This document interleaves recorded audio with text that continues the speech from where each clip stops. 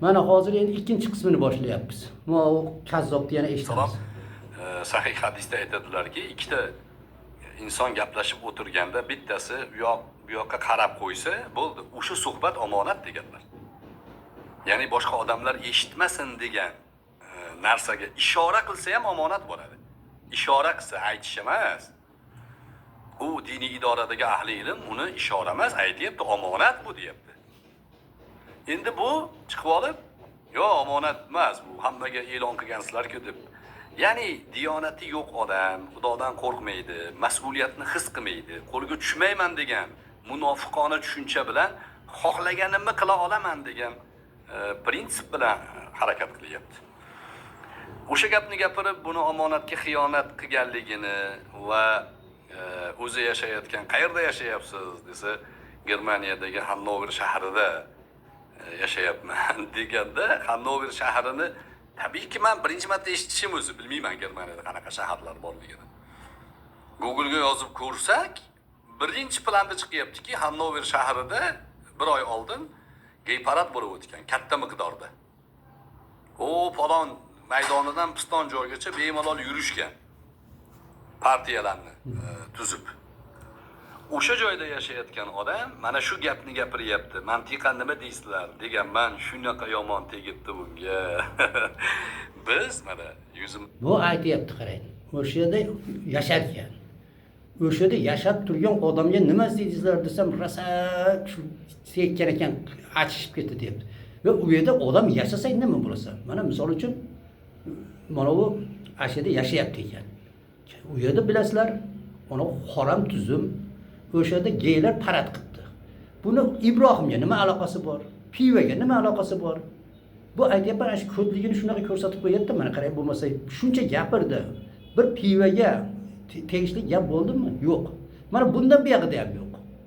bilan, o'zimizning nomimiz bilan, lokatsiyamiz bilan turib ham bizdan berkinib qochib yurgan, nomini ham ayta olmaydi, yuzini ham ko'rsata olmaydi. Bu yoqqa kel deb chaqirsangiz kela olmaydigan odamlarni ham gap bilan mazasini qochirib qo'yamiz. Bu bizga Alloh subhanahu va taoloning bergan ajoyib quroli bu. Payg'ambar alayhissalatu vassalom ba'zi shoirlarga aytardilar, she'r yozishlikda bu o'qdan ko'ra yomon tegadi derdilar. Bu dushmanni shunaqangi o'rnida o'tirmaydigan qilib qo'yadi. Chiqib endi o'zidan raddiyachi yasab, o'zini gapini tushuntiryapti. Qaranglar. Tahlil qilamiz ozgina. Vaqtinglar bor, xudo xolasa. Bemalol bu odamlar kelib ko'ringlar, bemalol bo'lmasanglar shart emas. Bu zapsda qoladi, keyin ko'rib olsanglar ham bo'ladi.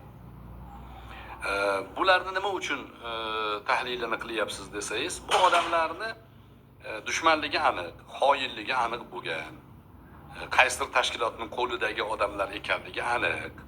Musulmon jamiyatiga foydasi yo'q odamlar. Ular musulmon jamiyatini parokanda bo'lishi uchun harakat qilayotgan odamlar. Taktikalari, faoliyatlari faqat shundan. Hech bir ateist bilan bahs qilganini ko'rmaysiz shu odamlarni.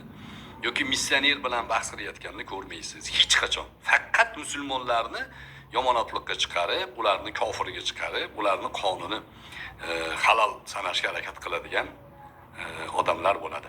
Endi qarang.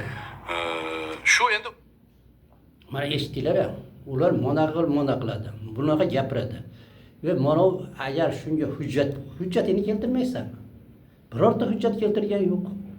Yana aytaman, pivaga umuman aloqasi yo'q birinchidan. Ikkinchidan, kazzobligini isbotlab o'zi turibdi. Mana shunaqa degan. Mana sen nima deganingni men aytib ko'rsatib turibman mana. Bu kazzob bunaqa deyapti deb buni aytib turibman. U agar gapirganda o'sha gapdi. Bu nima qilib yozib olib shunaqa ko'tarardiki, ikki dunyoda nima qilib. Mana uni gapirgan gaplari bor. Ibrohimda aytyapti, ko'rsatib nimada mana eshittiryapti. Qani o'sha yerda bir shunaqa degan joy bormikin? O'zini oqlab gapirib chiqdi. Bu gapni tahlil qilishdan maqsad yoshlarimizni yana ogohlantirish. Bundan 10 yil oldin ogohlantirganlarimiz yoshi 20 yoshli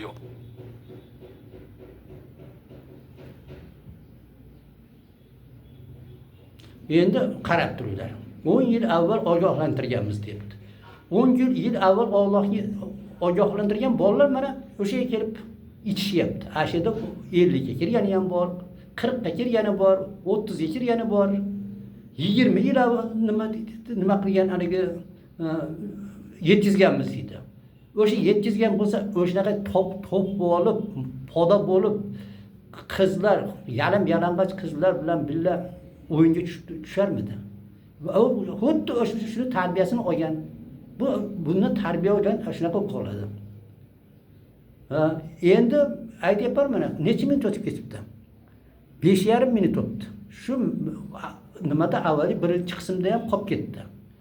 Bir 10 minut gapni ichida birorta pivo to'g'risida gap yo'q. Bu Ibrohimda Abraha deydi, Abraha atiga nima o'ziga Abraha deb at qo'yib olgan deydi. Bu qirt yolg'on. Qo'ygan emas, lekin bu nimaga nima shu iflosligi shunaqa bo'lgani uchun bu hech o'ylab o'tirmaydi-da. Endi isbotlab ber desang, hech isbot yo'q.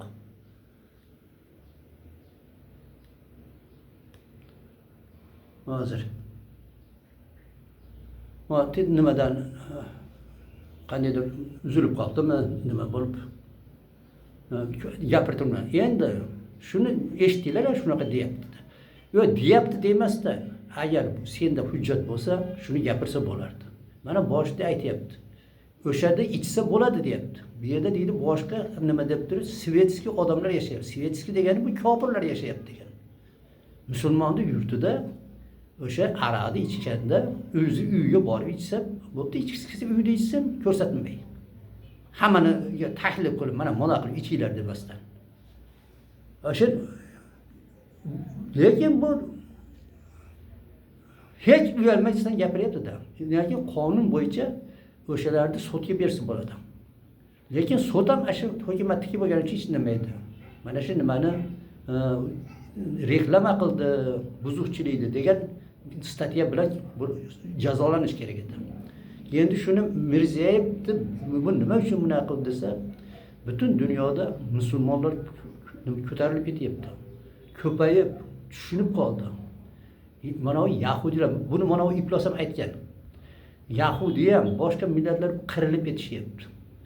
Ular farzand ko'rishga qo'rqib qolishdi. Farzand ko'rsa, agar u sal o'zini eplab oladigan bo'lsa, ota-onasini tashlab ketaveradi.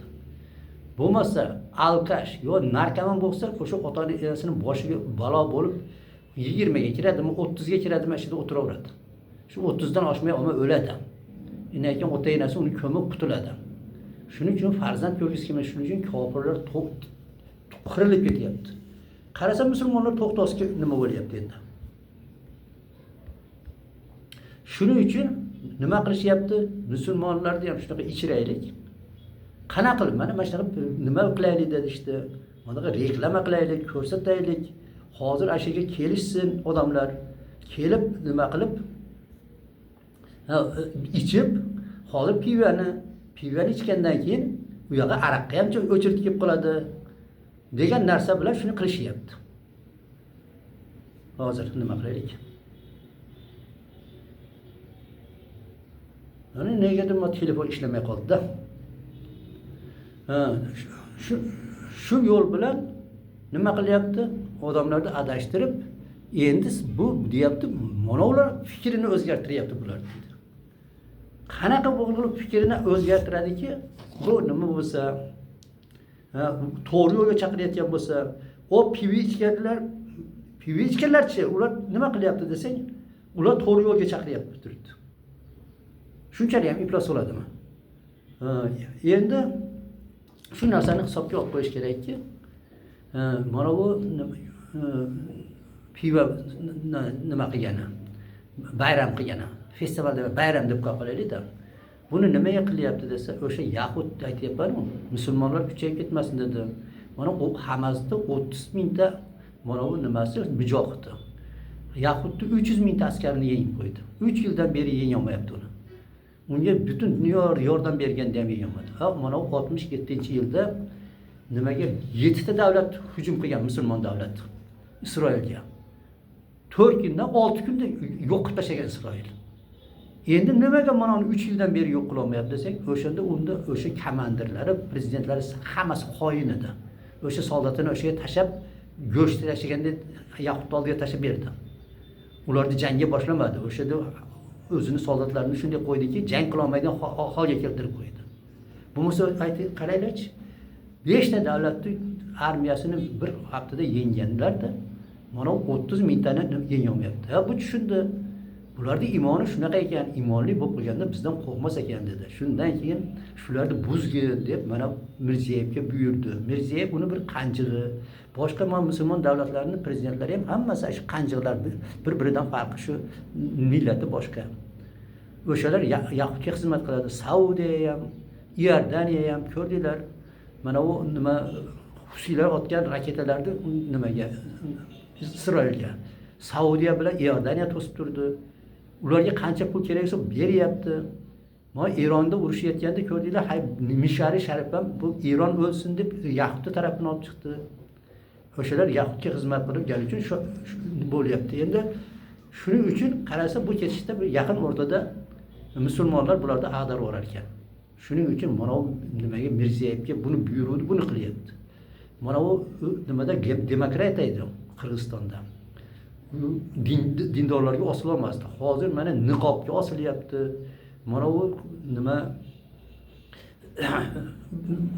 buzuqchilikni boshqalari, mana jalabxona, mana u qimorxona, qarang, qip yalang'och o'yinga tushayotgan qizlar bularni nimaga qilgan desa, shu bizni dinimiz uchun. Ana shu 14-15 yashar qizlar kechasi borib ertamagacha tansaga tushib o'sha yerda yuribdi. Ichkilik ichyapti, narkotik tortyapti. Mosolib qilib qo'ysa, ularni ashida buzib qo'yyapti. Tiktirib yurishibdi mana. Shunaqa qilib buz devdi, mana shunga harakat qilyapti. Mirziyev ham butun prezidentlar shu qanjiq nimani prezidentning qanjiqligini men isbotlab bera olaman.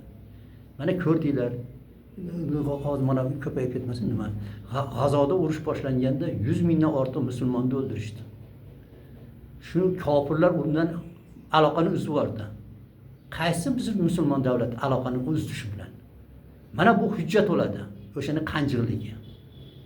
Ha, mana bu BMTda ashuni premyer ministr Izrail premyer ministri chiqib gapirganda mana bu kofir davlatlar hammasi chiqib ketdi. O'sha mana Ozarbayjonda prezidenti ashida qoldi. Yana shu musulmon davlatlardan 5-6 ta qoldi, xolos qolgani chiqib ketdi. Boshimizda shu kofirlarga buyurgan uchun mana ish bo'lyapti. Shuning uchun endi mana biz chiqib gapirsak, u haligi kaltaydi, holvani hakim yebdi-yu, kaltaydi yetim yebdi deb u qilgan ular. Biz unga qarshi chiqqan odamlarni bu yomonlab turdi bu iflos. Endi bu aytyapman, bu nima, ko't odam shunaqa bo'ladi. Eng iflos odam ko't bo'ladi. Bu Abror o'zi ko'tligini hamma biladi. Buni nima Sherali hisob nima isbotlab bergan. Assalomu alaykum. Hozir 3-yilga o'tamiz. Mana bu 15 minutdan oshish kerak emas-da.